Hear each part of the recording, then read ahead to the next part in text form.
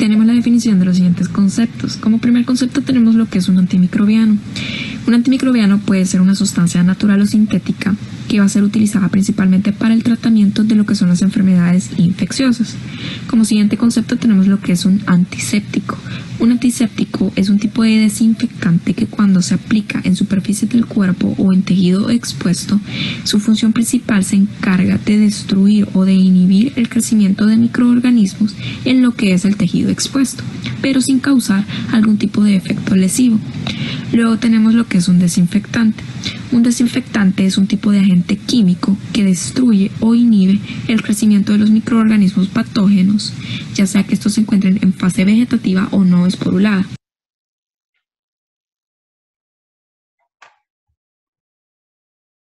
Tenemos también lo que es el concepto de quimioterapéutico. Un quimioterapéutico es un producto que es resultado de la síntesis química que tiene la capacidad de matar microorganismos que habitan dentro de un huésped. Luego tenemos el concepto de bacteriostático. Este es un antimicrobiano que va a inhibir el crecimiento, pero no va a eliminar a los organismos. Tenemos también lo que es un bactericida. Este también es un antimicrobiano, pero este tiene la capacidad de no solo inhibir el crecimiento, sino que también es letal para las bacterias. El espectro antibacteriano. Este consiste en ser una expresión de las categorías de los microorganismos contra los cuales va a tener actividad el antimicrobiano de forma típica o de manera típica. El espectro antibacteriano posee tres tipos. Está el espectro de tipo amplio, que este va a tener efecto tanto en gram positivos como en gram negativos, pero también tiene efecto en lo que son hongos y protozoos. Luego tenemos el espectro de tipo intermedio, que lo que va a hacer es actuar frente a un número más limitado de especies. Y por último tenemos el espectro de tipo reducido, que lo que hace es tener efecto sobre un pequeño número de especies, específicamente gram positivas. La resistencia bacteriana consiste en los microorganismos que no se inhiben por las concentraciones clínicamente posibles de un agente antimicrobiano. En pocas palabras podemos decir que la resistencia bacteriana consiste en la capacidad que tienen las bacterias de soportar los efectos de los antibióticos o los biocidas que están destinados a controlarlos o a eliminarlos.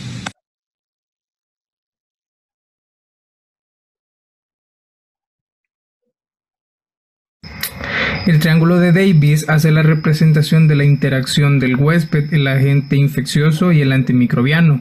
Este genera un triángulo de flechas bidireccionales cuyas variables y vectores van a determinar el éxito o el fracaso del tratamiento antimicrobiano.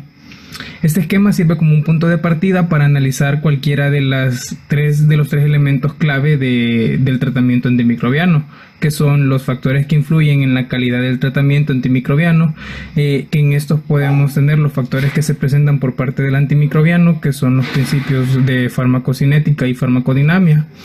Luego tenemos los factores por el microorganismo, que estos se toma en cuenta si estos son de espectro sensible y también la virulencia que estos presentan. Y de ahí por último tenemos los aspectos que se presentan por parte del paciente. En este tenemos que tener en cuenta el foco de localización, la edad, la comorbilidad y factores asociados.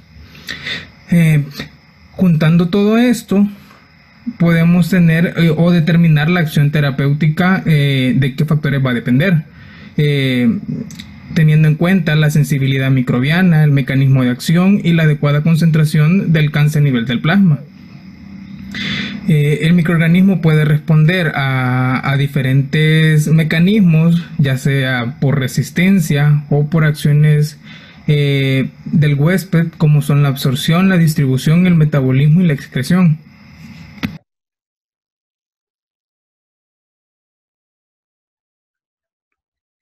En el punto 3 de la guía nos pide que hablemos sobre el esquema y la interacción de sus elementos. El esquema se conoce como triángulo de Davis y presenta tres elementos necesarios para el uso de antibióticos frente a una infección.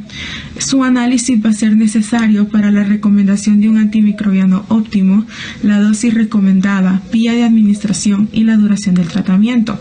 En la interacción vamos a tener que el microorganismo va a presentar una virulencia en el huésped y el el huésped a su vez va a producir un mecanismo de defensa frente a dicho microorganismo.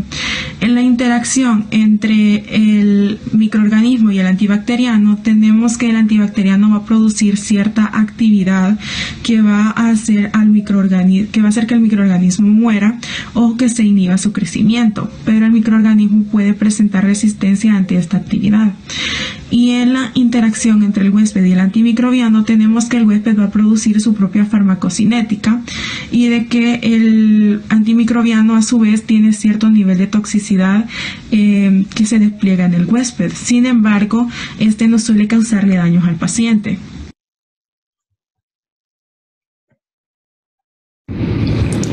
El efecto bacteriano.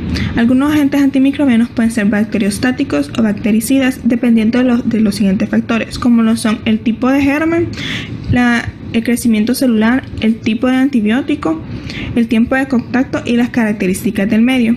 Los bacteriostáticos son los que bloquean el desarrollo y la multiplicación de las bacterias. Es un proceso reversible, por lo cual no lisan las bacterias y al remover el antibiótico puede volver a la multiplicación de las bacterias. Y los bactericidas son los que provocan la muerte bacteriana y es un proceso completamente irreversible.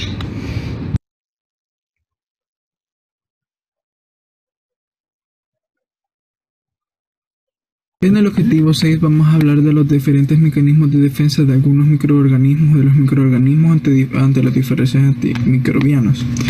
Como número 1 tenemos la inactivación por las betalactamasas. Las betalactamasas son enzimas que hidrolizan el anillo betalactámico de estos antibióticos y los convierten en compuestos biológicamente activos. En bacterias gram positivas, la síntesis de las betalactamasas suele ser inducible por la presencia de antibiótico y las enzimas se secretan al medio externo en gran cantidad, produciendo su detoxificación. En bacterias gram negativas, las betalactamasas se sintetizan de forma constitutiva y en pequeña cantidad, secretándose posteriormente al periplasma.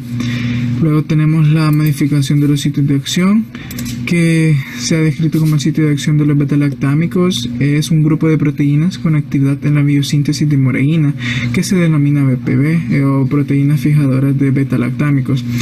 Un mecanismo habitual de resistencia a estos antibióticos, frecuentemente en bacterias gram positivas, es la producción de PBP, con una afinidad disminuida por los betalactámicos. Siguiente mecanismo es la alteración de la penetración del fármaco. La resistencia por alteración de la penetración del antibiótico a las PBP blanco ocurre solo en patógenos gram negativos, debido a su pared celular externa impermeable, de la cual carecen las bacterias gram positivas. Los antibióticos lactámicos atraviesan la membrana externa y penetran a los microorganismos gram negativos a través de conductos proteínicos de la membrana externa, o también llamadas porinas. Luego tenemos el otro mecanismo, que es el eflujo. Este mecanismo es capaz de eliminar varios tipos o familias de antibióticos importantes, por ejemplo, Pseudomonas, Escherichia coli y Neisseria gonorrhoeae.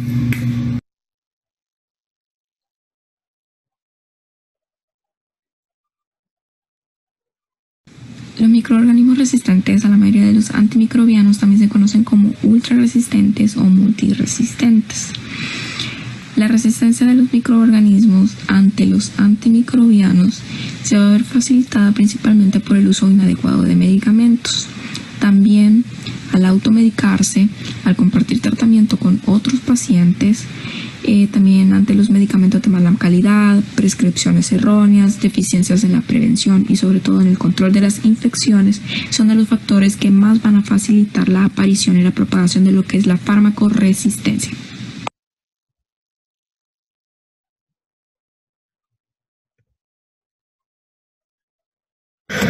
Para la elección de la terapia de un antimicrobiano tenemos que tener en cuenta tanto factores del huésped como los factores farmacológicos del antimicrobiano.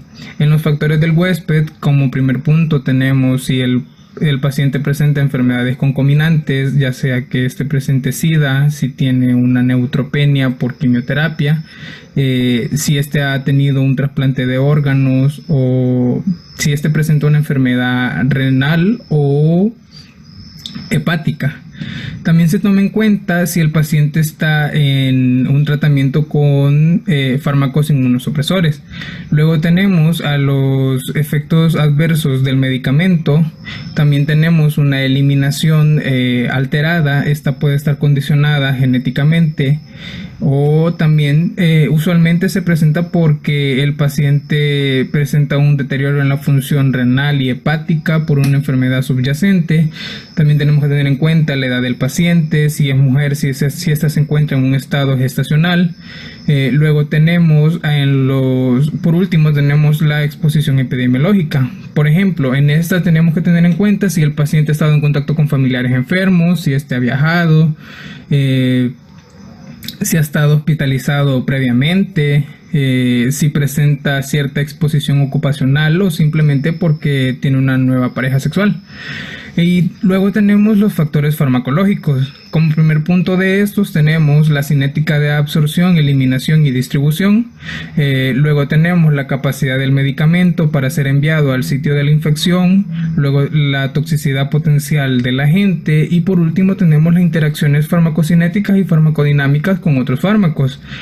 El conocimiento de la sensibilidad de un organismo o un agente específico en un entorno hospitalario o comunitario es importante para la selección de una terapia antimicrobiana. En el punto número 9 vamos a describir los mecanismos de acción de los diferentes antibióticos beta-lactámicos. Entre ellos están las penicilinas. Las penicilinas activan enzimas autolisinas de la bacteria que van a provocar lisis celular. Estas penicilinas se van a unir a proteínas de unión a las penicilinas, provocando un bloqueo en las enzimas encargadas del metabolismo de estas mismas, provocando inhibición del crecimiento bacteriano. Por eso se puede decir que son sensibles a las penicilinas. Las cefalosporinas van a inhibir la síntesis de la pared celular bacteriana de manera similar a la penicilina. Los carbapenémicos, estos son bactericidas que van a actuar igualmente inhibiendo la síntesis de la pared celular. Su espectro de acción es un poco más amplio y va a incluir a microorganismos que son gram negativos como gram positivos, que son aerobios o anaerobios. Los monobactámicos, estos también son bactericidas que van a actuar sobre la síntesis de la pared celular. Sin embargo, su actividad difiere de las nuevas cefalosporinas ya que restringen a microorganismos aerobios gram negativos. Los inhibidores de la beta-lactamasa son ciertas moléculas que pueden inactivar las beta-lactamasas y van a prevenir la destrucción de sustratos en antibióticos beta-lactámicos. Estos inhibidores de la beta-lactamasa de generaciones anteriores tienen un compuesto activo contra las beta-lactamasas. Los antibióticos beta-lactámicos y su espectro de acción se dividen en penicilinas, encefaloporinas y en carbapenémicos. Las penicilinas está la penicilina G, que son muy activas contra las cepas sensibles de coco gram positivos, pero la penicilasa los hidroliza rápido, por eso son ineficaces con los estafilococos aureus. Después tenemos la cloroxilina, la mapicilina y la oxacilina, que son penicilinas resistentes a la penicilina y son antiestafilocócicas. Después tenemos a la amoxicilina, la hipercilina y la ticarcilina, que son penicilinas de amplio espectro. Son agentes con actividad antimicrobiana extendida a las pseudomonas. Después tenemos a las cefalopolinas, que se dividen en primera generación, segunda generación y tercera generación. Los de la primera generación son activas contra los cocos gram positivos, los neumococos, los estreptococos y los estafilococos. Los de la segunda generación son activos contra todos los organismos inhibidos por los fármacos de primera generación, pero también abarcan los cocos gram negativos. Eso quiere decir que inhiben a los cocos gram positivos, a los estreptococos, a los estafilococos, a los neumococos y también a los cocos gram negativos.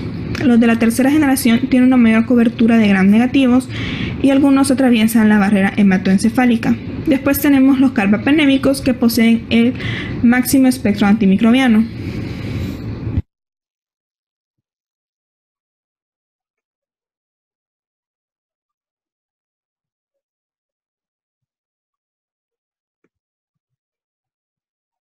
En el el objetivo número 11 nos dice mencionar los principales efectos adversos y complicaciones del uso de este tipo de fármacos.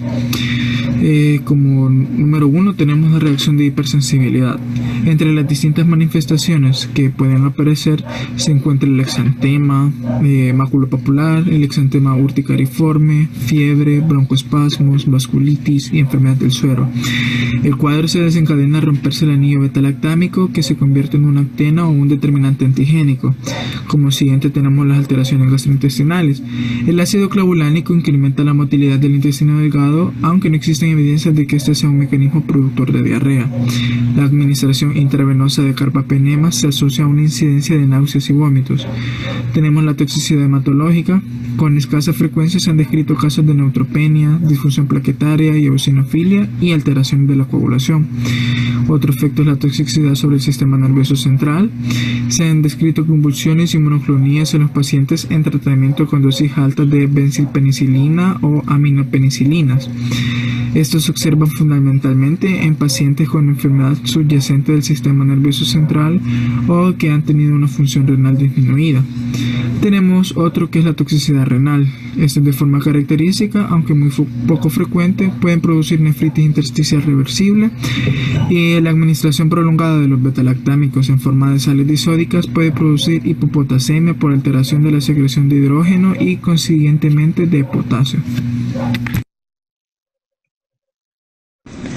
Como último punto tenemos el mapa mental, en el cual vamos a hablar sobre los conceptos que son importantes, ya que estos van a inhibir el crecimiento y a provocar la muerte de los microorganismos. También tenemos el triángulo de Davis, que es una representación a la interacción entre los elementos huésped, agente infeccioso y antimicrobiano, ya que el huésped va a responder con defensas de barrera y un sistema inmunológico, y el agente infeccioso se va a encargar de provocar resistencia ante el antimicrobiano y va a producir infección en el huésped, y el antimicrobiano, que es el fármaco que se va a recetar dependiendo de la acción microbiana.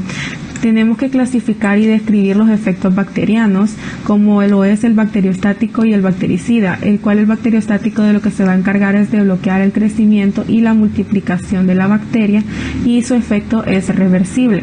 En su grupo farmacológico tenemos que van a inhibir la síntesis proteica y la síntesis de metabolitos esenciales, y en los bactericidas tenemos que lo que hacen es provocar muerte bacteriana y el proceso es irreversible.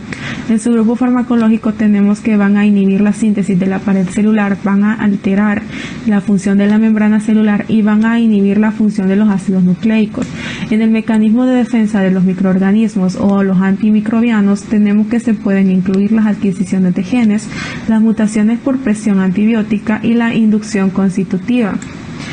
En los factores de resistencia de los microorganismos se van a ver afectados por un uso inadecuado de los medicamentos, por la automedicación, por compartir medicamentos con otros pacientes y por medicamentos que sean de mala calidad. Entre los criterios de selección de un antimicrobiano vamos a tener los factores del huésped y los factores farmacológicos. Entre los factores del huésped tenemos que tener en cuenta las enfermedades concomitantes, efectos adversos, la edad del paciente, si está en estado gestional y si ha estado en exposición epidemiológica. Y en los factores farmacológicos tenemos cinética de absorción, la toxicidad potencial y la interacción de farmacocinéticas o farmacodinámicas. Conoceremos los mecanismos de acción de los antibióticos betalactámicos, que van a ser, estos lo que hacen es interferir en las reacciones de transpeptidación. Se van a unir a receptores enzimáticos que van a estar situados en la membrana bacteriana y van a inhibir las transpeptidasas y conducen a la lisis bacteriana. Luego vamos a tener la clasificación de estos antibióticos y su espectro de acción. Empezamos con las penicilinas, las cuales las penicilinas de amplio espectro van a ser las amoxicilinas, las piperacilinas y las tiracilinas. En las cefalosporinas tenemos que se dividen en primera, segunda y tercera generación. Las de segunda generación van a ser activos contra organismos y estas van a estar siendo inhibidas por fármacos de la primera generación.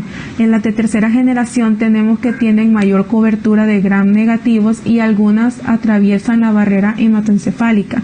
Y tenemos que los que poseen el máximo espectro antimicrobiano son los carbapenemes.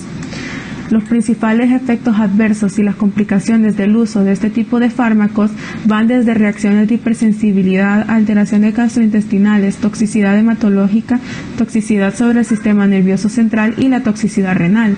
Y por último vamos a tener un cuadro en el cual explicamos en los grupos farmacológicos ya visto su mecanismo de acción y el lugar de acción dentro de la célula.